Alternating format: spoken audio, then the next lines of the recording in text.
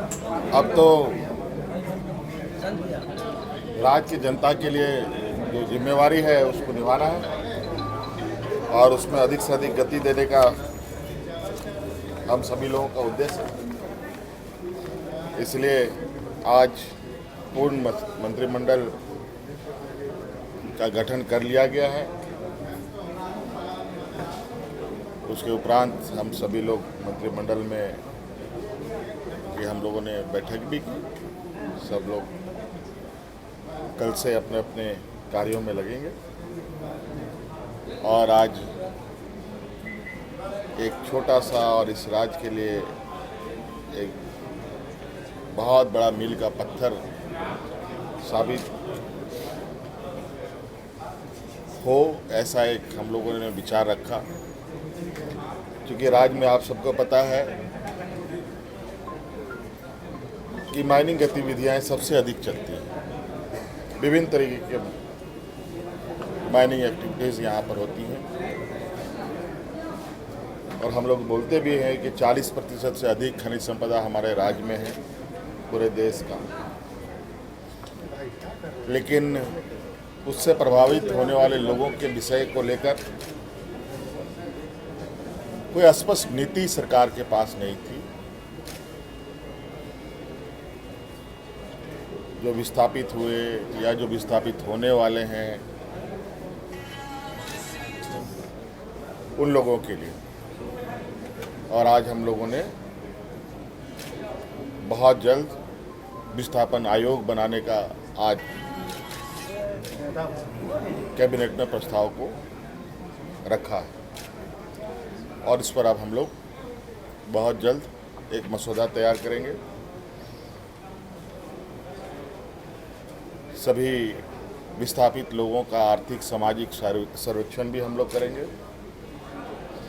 एक डाटाबेस तैयार किया जाएगा जिससे सभी माइनिंग क्षेत्रों में उतार चढ़ाव को हम लोग समझ सकें और एक दस्तावेज हो इस राज्य में हो रहे माइनिंग गतिविधियों को लेकर, उसका प्रभाव को लेकर, हमारे लोग क्या खोते हैं, क्या पाते हैं, जिनको क्या मिला नहीं मिला,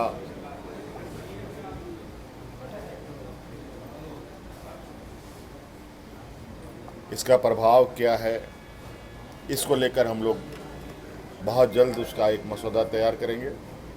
और जो यहाँ पर हमारे ग्रामीण क्षेत्र के लोग जिनको खेत खलिहान घर द्वार छोड़ना पड़ता है, उनको कैसे राहत पहुँचाई जाए, इसके लिए हम लोग सरकार एक नीति बनाएगी और इस नीति के साथ हम लोगों को जो लोग प्रभावित लोग हैं उन पर और उनके लिए हम लोग काम करेंगे। ये सब अब हमने कहा है तो इसको धरातल पे उतारना भी हमारी जिम्मेवारी है। अब ये पहले ही हो जाना चाहिए था, लेकिन ये आज हमने ये निर्णय लिया है तो निश्चित रूप से आप आश्वस्त रहें, जितना जल्दी हो सके हम लोग इसको प्राथमिकता के आधार पर हम लोगों ने इसी सब्जेक्ट को आज हम लोगों ने इस पर सहमति जताई। दादा, सहायक पुलिसकर्मी पिछले एक हफ्ते से दादा प्रोटेस्ट कर रहे हैं। सहायक पुलिसकर्मी आप उनके लिए कुछ? हम तो उनको यही संदेश देना चाहेंगे, आप लोग आप कोई भी हो धरना प्रदर्शन छोड़ें। सरकार बिल्कुल तैयार है आपसे बात करने के लिए, आपकी समस्याओं का समाधान करने के लिए, और ये तभी होगा जब लोग मिल बैठ के बात करेंगे, चर्चा करेंगे। तो इसके लिए धरना प्रदर्शन करने की ज़रूरत नहीं है। सरकार संवेदनशील सरकार है, इसके आँख कान नाक भी हैं, जो सुनती भी है, समझती भी है और समस्या का समाधान भी निकालती है। दादा, कई सारी योजनाएं सरकार पहले से चला रही है, उन योजनाओं को लेके लगातार आप फीडबैक भी लेते रहे। क्या अभी जो टाइम बचा हुआ विधानसभा चुनाव से पहले उसको लेकर कुछ कार्य योजना है? नहीं, इस विषय पर हम लोग आप कल मंत्री सभी अपने अपने पदभार ग्रहण करेंगे।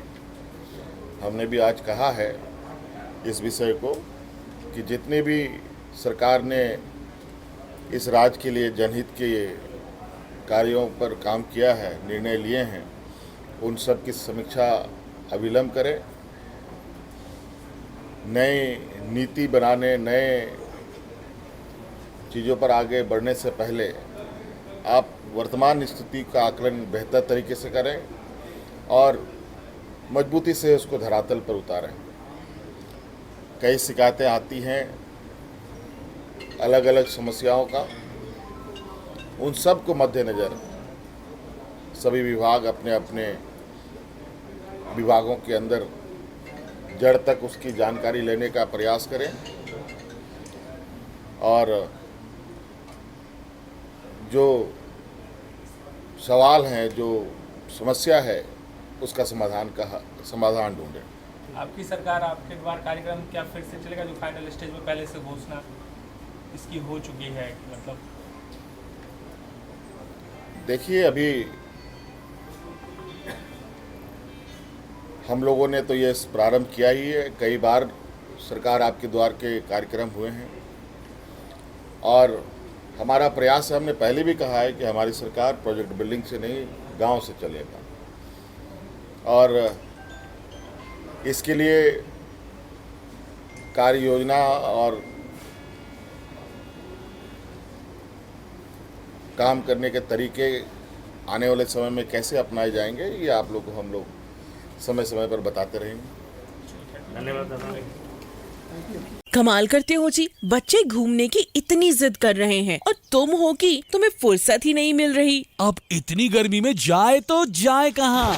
इस गर्मी में मस्ती और फन का आ गया है परफेक्ट डेस्टिनेशन, वाइल्ड वादी, जहाँ है water park, bird park, flower park, trampoline park, amusement park, 250 feet लंबा, जिप लाइन और क्रिकेट स्टिमुलेशन का खूबसूरत नजारा। वाइल्ड वादी, 10 माइल चौक, रांची। वाइल्ड वादी यानी अनलिमिटेड फन और अनलिमिटेड मस्ती।